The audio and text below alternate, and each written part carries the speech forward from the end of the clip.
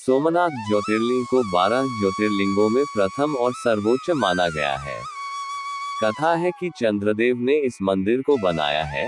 इस मंदिर को सोमनाथ इसलिए कहा जाता है क्योंकि सोम का अर्थ है चंद्रमा और नाथ अर्थ है स्वामी अर्थात चंद्र के स्वामी। प्राचीन काल में चंद्रदेव चंद्रमा ने दक्ष प्रजापति की 27 कन्याओं से विवाह किया था। ये 27 कन्याएं नक्षत्रों के रूप में जानी जाती हैं। इनमें से चंद्रदेव को रोहिणी से विशेष प्रेम था और वे अन्य पत्नियों की उपेक्षा करते थे।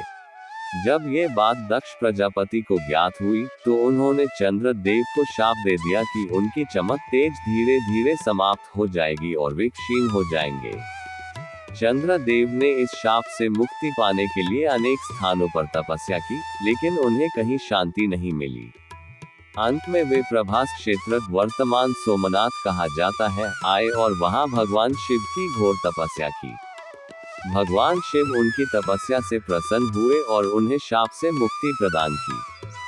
भगवान शिव ने उन्हें आशीर्वाद दिया कि वे हर महीने शुक्ल पक्ष में धीरे धीरे बढ़ते रहेंगे और पूर्णिमा को पूर्ण चमक प्राप्त करेंगे, फिर कृष्ण पक्ष में धीरे धीरे क्षीण होते रहेंगे।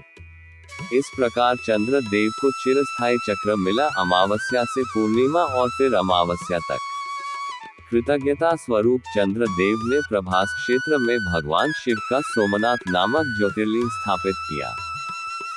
सोमनाथ केवल एक मंदिर नहीं, बल्कि एक पूरे तीर्थ क्षेत्र प्रभास क्षेत्र का हिस्सा है। यहीं पर श्री कृष्ण ने अपने अवतार लीला का समापन किया था। पास ही त्रिवेणी संगम है, जहां हिरण्य, कपिला और सरस्वती नदियां मिलती है। इसका हमारे सनातन धर्म में बहुत विशेष महत्व है। सोमनाथ मंदिर का स्थान केवल भौगोलिक दृष्टि से ही नहीं, बल्कि आध्यात्मिक और ऐतिहासिक दृष्टि से भी अनोखा है। समुद्र की लहरों और आकाश को छूते मंदिर के शिखर का संगम इस स्थान को अद्वितीय बनाता है।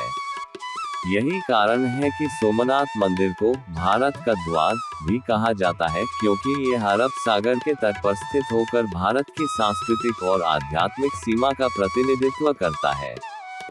सोमनाथ ज्योतिर्लिंग को अलग अलग युग में पुनः निर्मित किया गया था। त्रेता युग में लंका के राजा रावण शिव का महान भक्त था। उसने सोमनाथ मंदिर का पुनर्निर्माण चांदी रजत से कराया। द्वापर युग में भगवान श्री कृष्ण ने स्वयं सोमनाथ मंदिर का पुनर्निर्माण कराया। उन्होंने इसे चंदन की लकड़ियों और कीमती रत्नों से सजवाया। इस प्रकार सोमनाथ मंदिर का श्री कृष्ण से गहरा संबंध है। महाभारत के बाद पांडवों को अपने पापों से मुक्ति पाने के लिए तीर्थ यात्रा करनी पड़ी। कहते हैं कि इस यात्रा के दौरान भीम ने सोमनाथ मंदिर का पुनर्निर्माण पत्थरों, गंधक शिला से कराया। यह मंदिर शक्ति और स्थायित्व का प्रतीक माना गया। इतिहास में सोमनाथ मंदिर को महमूद गजनवी से लेकर औरंगजेब तक कई आक्रमणकारियों ने बार बार तोड़ा। तुर्क आक्रमणकारी महमूद गजनवी ने 1024 में गुजरात पर हमला किया। सोमनाथ मंदिर की अपार संपत्ति और श्रद्धा की ख्याति उसने दूर से ही सुन रखी थी। गजनवी ने हजारों सैनिकों के साथ प्रभास क्षेत्र पर हमला किया।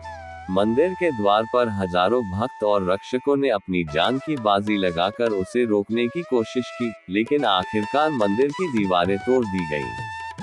गजनवी ने मंदिर के ज्योतिर्लिंग को तोड़ दिया और मंदिर से करीब 20 लाख दिनार, सोने चांदी के सिक्के, कीमती रत्न, हीरे जवाहरात और मूर्तियां लूटकर गजनी ले गया।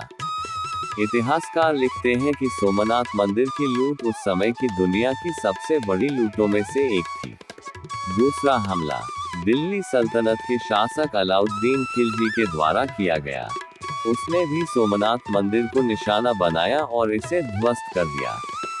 मंदिर की संपत्ति लूटी गई और कई भक्तों का कत्लेआम हुआ।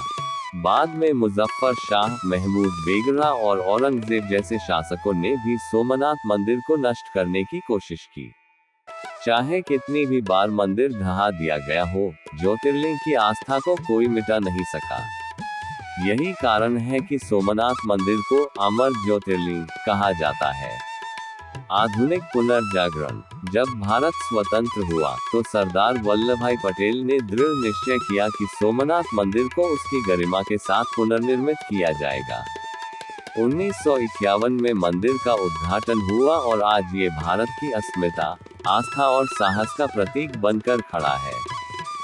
अगले वीडियो में हम दूसरे ज्योतिर्लिंग के बारे में जानेंगे।